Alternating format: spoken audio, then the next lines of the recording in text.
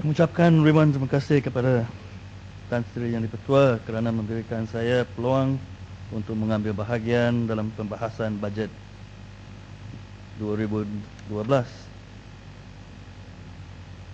Isu pertama yang saya hendak menyentuh ialah tentang kemelesetan ekonomi dunia. Bajet 2012 bercadang menyediakan peruntukan belanjaan 232.8 bilion ringgit. Dari segi kutipan, hasil kerajaan jangka mengutip 186.9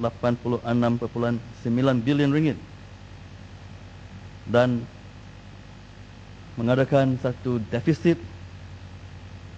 jumlah 4.7% dari KDNK. Mengikut anggaran hasil kerajaan persekutuan, hasil ini dijangka didapat daripada pertumbuhan yang kukuh sebanyak 5 sehingga 6% dalam tahun 2012. Yang berhormat Perdana Menteri telah meramalkan bahawa pertumbuhan ekonomi bagi tahun 2011 dianggap berkembang 5% sehingga 5.5%. Dan untuk tahun 2012 ialah di antara 5 hingga 6%. Tetapi beberapa pakar ekonomi tidak bersetuju dan bertikai dengan anggaran kerajaan. Antara mereka ialah RHB Research Institute yang mengumumkan bahawa pertumbuhan ekonomi Malaysia untuk tahun depan kemungkinan perlahan setakat 3.6% berbanding paras 4.3%. Dianggarkan tahun ini ekoran risiko kemelesetan ekonomi global dan berganda dan mendalam. Anggaran pertumbuhan RHB yang dikeluarkan adalah jauh lebih rendah berbanding dengan anggaran 5 sehingga 6% yang diramalkan oleh kerajaan. RHB juga berkata risiko kemelesetan ekonomi global yang mendalam dan semakin meningkat memandangkan Amerika Syarikat dan Eropah tidak boleh menerima satu lagi kejutan. Mengikut RHB, pertumbuhan pelaburan swasta dijangka menurun sehingga 4.6% untuk tahun 2012. Ekspor dijangka akan mengalami pertumbuhan sekitar 1.1% berbanding dengan 3.4% tahun ini. Ekoran turunan permintaan luar bagi barangan elektrik dan elektronik. Permintaan domestik dianggarkan akan mengalami pertumbuhan pada kadar rendah 5.1%. Anggaran RHB adalah bersama dengan penyelidikan ekonomi bank-bank yang lain seperti Bank of America Global Resource yang meramalkan pertumbuhan hanya setakat 4.2%. Maybank Investment Bank berkata pertumbuhan adalah di antara 3.5% sehingga 4%. Malaysian Institute of Economic Research MIER juga telah berkata bahawa sukar untuk tumbuhan KDNK dapat mencapai 4% dan meramalkan pertumbuhan adalah 4.6%. Pada pandangan saya, Tan Sri Yang di-Pertua, anggaran oleh bank-bank ini ada berasas.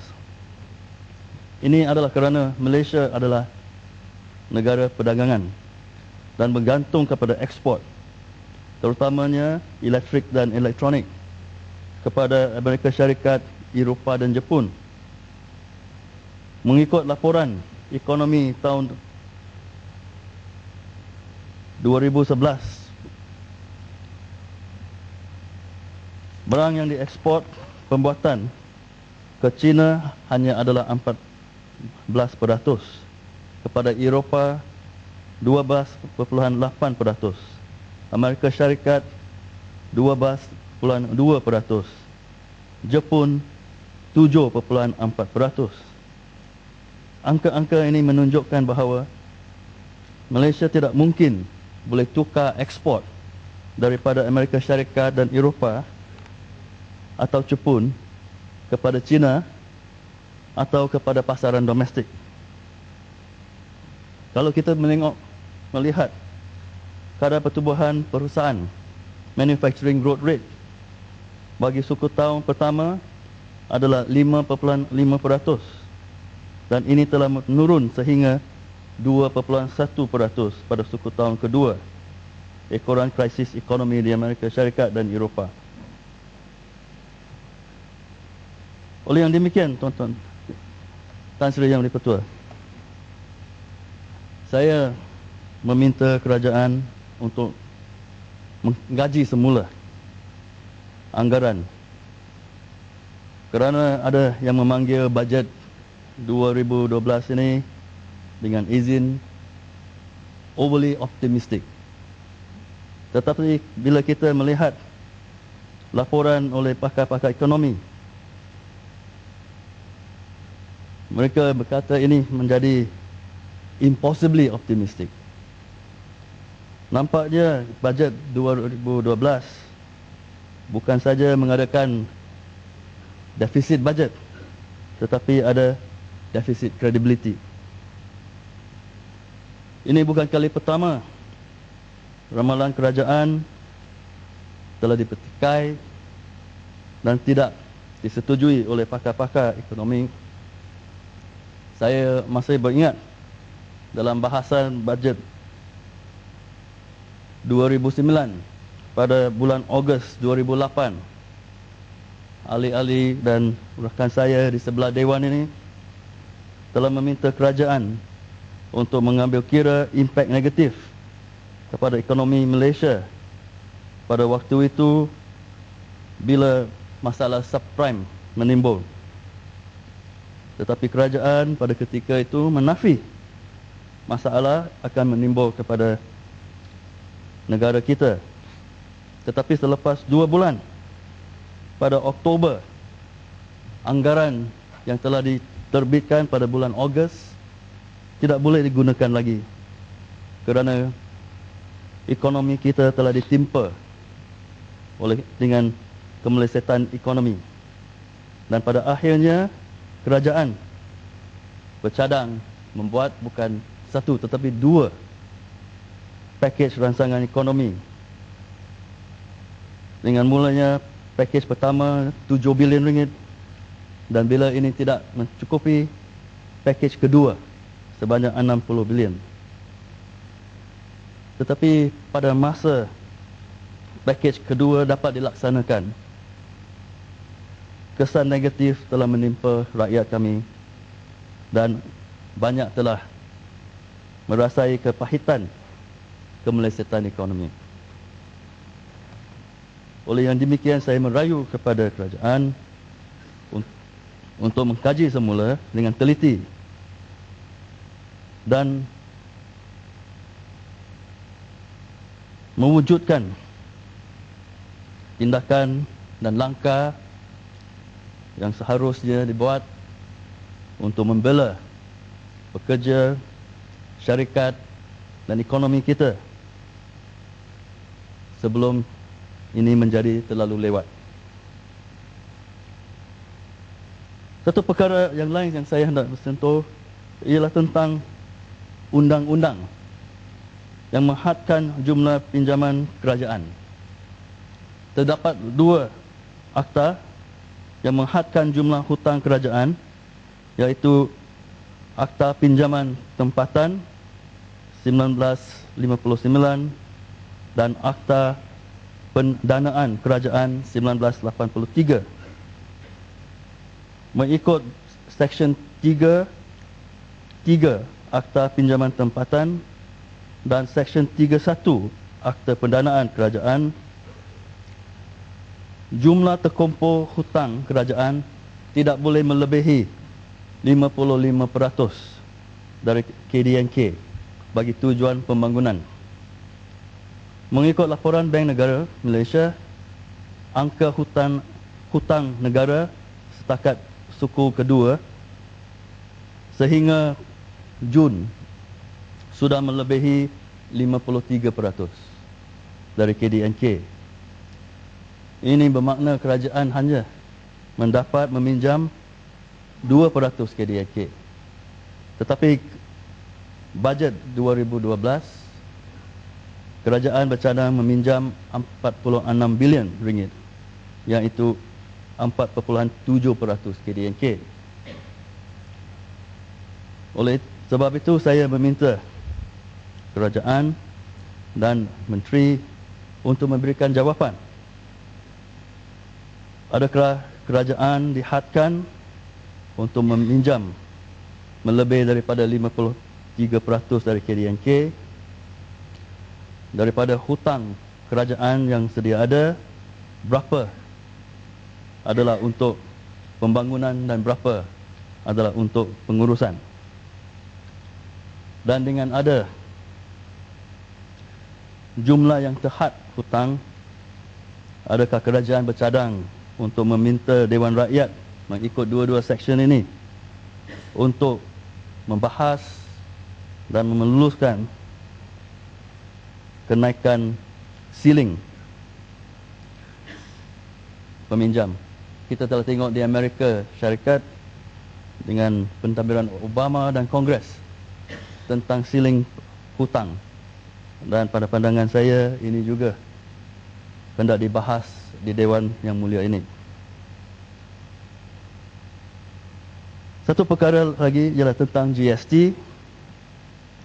Mengikut laporan anggaran kerajaan Persekutuan Hasil, kerajaan meramalkan tidak mengambil kira perubahan kepada cukai yang kerajaan bercadang akan dibuat di dalam Finance Bill untuk sesi ini.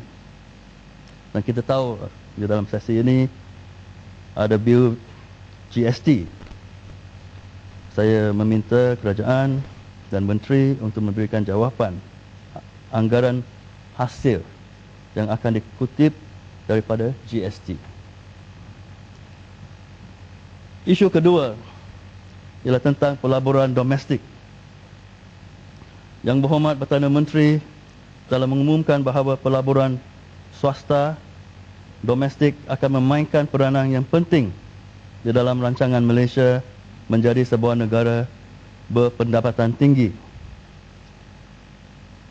Perdana Menteri di dalam seminar pelaburan domestik pada 15 September berkata bahawa Malaysia memerlukan pelaburan domestik berjumlah 940 bilion ringgit dalam masa 10 tahun dengan purata pelaburan domestik 94 bilion ringgit setahun untuk mencapai status pendapatan tinggi pada 2020.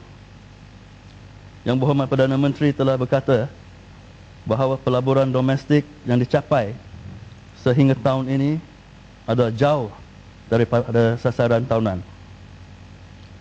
Pelaburan domestik di dalam sektor perusahaan dari Januari sehingga Julai 2011 hanya berjumlah 15.9 bilion ringgit. Sementara pelaburan di dalam sektor perkhidmatan adalah 11 bilion ringgit. Kekurangan pelaburan domestik adalah atas beberapa masalah tertentu. Saya meminta kerajaan untuk mengambil tindakan segera untuk menyelesaikan masalah-masalah ini supaya pelaburan domestik dapat dimeningkatkan. Masalah ini boleh direngkas seperti yang berikut. Pertamanya, kerajaan hendak memansuhkan monopoli yang sedang diberikan kepada GLC dan syarikat-syarikat yang tertentu.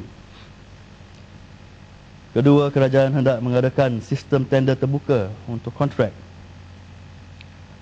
Ketiga ialah kerajaan hendak memberikan tumpuan kepada sistem meritokrasi. Yang berhormat Perdana Menteri di dalam satu ucapan telah berkata bahawa without meritocracy we will be a nation of mediocrity. Mukanya kita tidak mengejar excellence. Tetapi di dalam ucapan itu juga Yang Berhormat Perdana Menteri berkata bahawa masa belum sampai untuk kerajaan melaksanakan dasar meritokrasi untuk semua lapisan masyarakat dan hanya untuk Bumi Putra saja. Oleh yang demikian, saya meminta Yang Berhormat Perdana Menteri dan kerajaan untuk memberikan penjelasan tentang dasar pentadbiran dengan isu meritokrasi yang kita telah melihat dan mengkaji dengan slogan Satu Malaysia.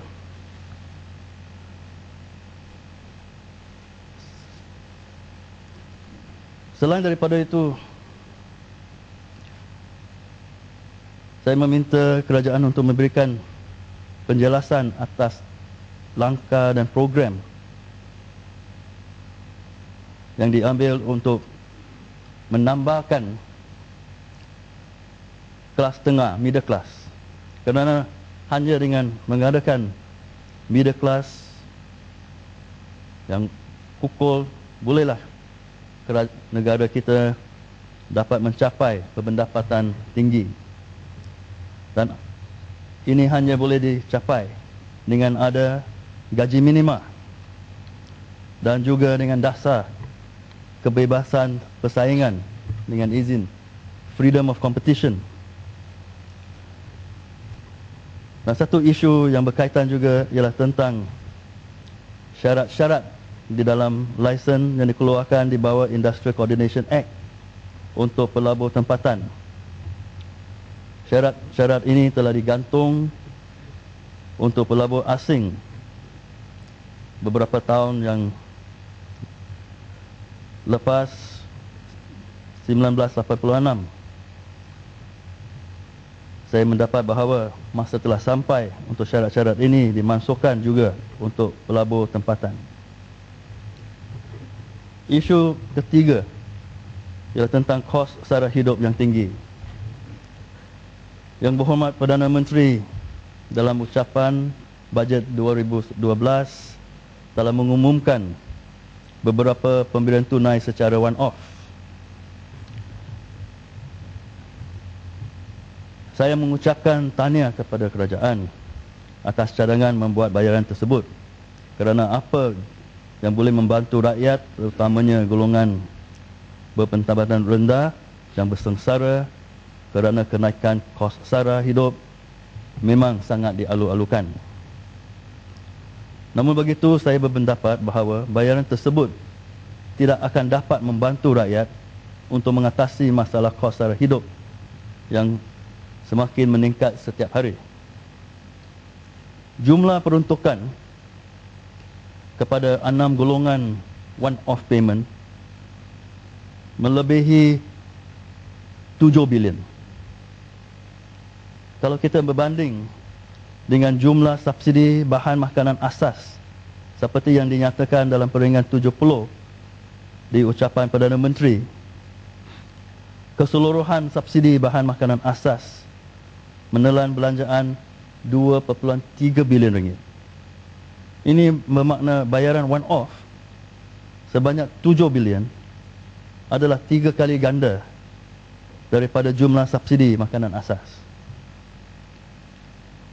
Bayaran one-off memang akan dialukan oleh golongan tersebut, tetapi bayaran ini tidak akan dapat membantu mereka menyelesaikan masalah yang akan menimbul tiap-tiap hari dan tiap-tiap bulan.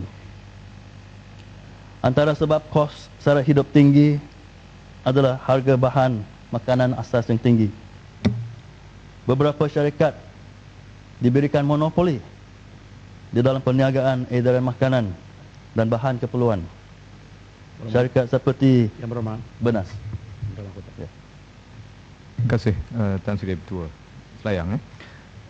Saya juga turut sama macam Selayang. Rasa mengalu-alukan sebab nampak gaya macam ada RM1,000 yang dijanjikan untuk setiap orang kata rumah ataupun keluarga yang miskin. Tapi saya nak tanya Selayang, sebab perkara ni kita tak nak masyarakat kita ataupun rakyat kita terkeliru dengan perkataan ini. Kerajaan memang cadang nak beri 1,000. Tapi Selayang kan tahu dan semua orang tahu bahawa cara pemberian RM1,000 ni dibuat melalui lembaga hasil dalam negeri yang diumumkan 2-3 hari lepas.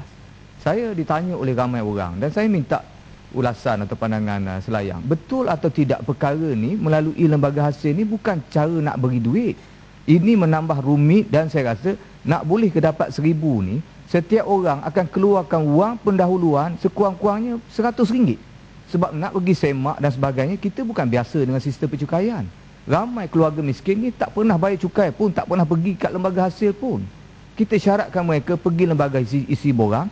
Saya bimbang mereka terdedah kepada orang kata manipulasi, ada pihak yang mengenakan charge pada mereka pula nak tolong isi borang dan sebagainya. Kita bimbang. Apa pandangan Selayang hal ni? Terima kasih. Memang ini adalah perkara yang hendak diberikan penjelasan yang lebih kepada rakyat. Kalau wang ini hendak didapat daripada lembaga hasil, kita tahu di dalam negara kita hanya 1.5 juta rakyat yang hendak dibayar hasil cukai dan hanya 700 saja pada akhirnya yang membayar. Bermaknanya lebih daripada beberapa juta orang yang tidak membayar, dan bagaimana mereka akan dapat bayaran ini. Tan Sri, saya telah sentuh tentang monopoli yang diberikan kepada syarikat-syarikat di dalam perniagaan untuk mengedarkan makanan dan bahan keperluan seperti Bernas, Tradewinds yang diadakan monopoli atau pemain dominan di dalam perniagaan gula. Saya meminta kerajaan untuk memberikan penjelasan mengapa di dalam keadaan di mana kita akan dihadapi dengan kemelesetan ekonomi dunia, dengan masalah harga bahan keperluan yang tinggi, kerajaan tidak memansuhkan monopoli-monopoli ini untuk memberikan lebih syarikat, pemain-pemain masuk ke dalam industri itu supaya dengan ada bersaingan dan mengikut kehendak pasaran, market forces, kita akan mendapat satu harga yang munasabah dan dapat yang dibayar oleh rakyat.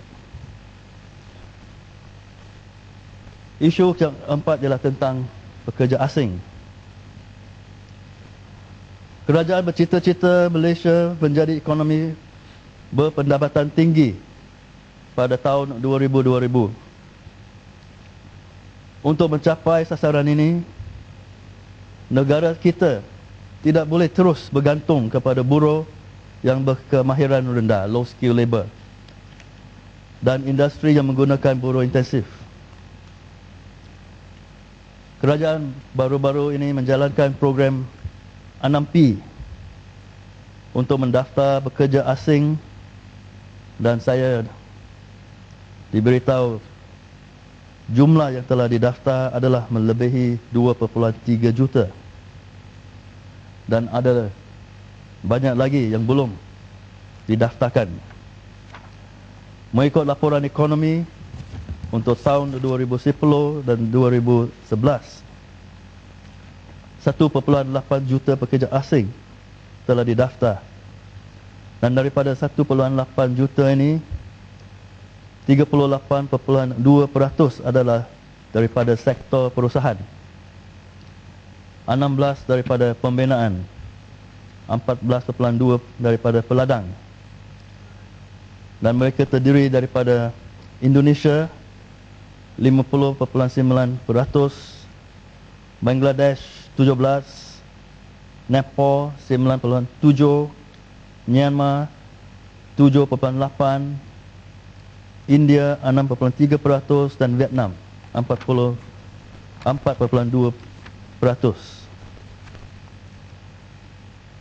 Ada penganalisa yang berkata pekerja asing dengan gaji yang rendah membolehkan syarikat dan juga negara kita untuk bersaing dengan negara perusahaan kos rendah. Tetapi juga ada para ekonomi yang lain yang berpendapat bahawa syarikat-syarikat tempatan tidak akan berinovasi dan meningkatkan kecekapan kalau kerajaan meneruskan dasar membenarkan pekerja asing di negara kita untuk meneruskan. Saya meminta kerajaan untuk mengkaji semula tentang program mengurangkan kegantungan syarikat-syarikat tempatan kepada pekerja asing dan mengambil tindakan untuk menaikkan taraf kemahiran pekerja menuju kepada pendapatan tinggi. Jumlah pekerja asing sehingga Disember 2010 merangkumi 15.2% daripada tenaga kerja. Kerajaan hendak terus mengurangkan penggantungan terhadap pekerja asing yang kurang mahir. Dan kerajaan hendak menetapkan sesuatu jadual untuk kebergantungan kepada pekerja asing dikurangkan. Saya juga meminta kerajaan untuk melaksanakan gaji minima sebagai satu cara untuk mengatasi masalah ini. Dengan pelaksanaan gaji minima, saya percaya masalah kebergantungan kepada pekerja asing akan diatasi dengan serta-merta dengan cara insentif kepada majikan untuk membuat inovasi untuk menambahkan produktiviti setiap pekerja. Isu yang akhir, Tuan Sri, ialah tentang hutang isi rumah yang tinggi. Jumlah hutang sudah sampai tahap 7.70% KDNK. Satu jumlah yang terbesar di Asia selain daripada Jepun. Masalah hutang ini bukan saja bank menggalakkan penduduk untuk meminjam, tetapi adalah juga satu keperluan. Keperluan untuk membeli rumah dan meminjam wang yang tinggi kerana harga rumah yang tinggi. Sebab untuk dapat pergi daripada rumah ke pejabat, mereka hendak membeli kereta Myvi atau Kancil dan meminjam untuk sewa beli kereta ini. Jumlah hutang kepada gaji lebih daripada setengah untuk membayar pinjaman rumah dan lagi 25% untuk membayar sewa dan bayaran ansuran kereta. Inilah adalah sebab harga yang tinggi. Saya menyuruh kepada kerajaan untuk mencari satu penyelesaian kerana masalah ini tidak dapat diatasi dengan ada bantuan kepada pemuda untuk membeli, kerana pinjaman itu juga besar dan tempoh bayaran yang panjang 30 tahun, iaitu satu usia untuk membelikan rumah. Kalau kerajaan dapat mengadakan affordable housing dan pengangkutan awam yang baik, saya percaya masalah ini dapat diatasi. Ini saja ucapan saya. Saya mengucapkan terima kasih. Sila, selamat malam.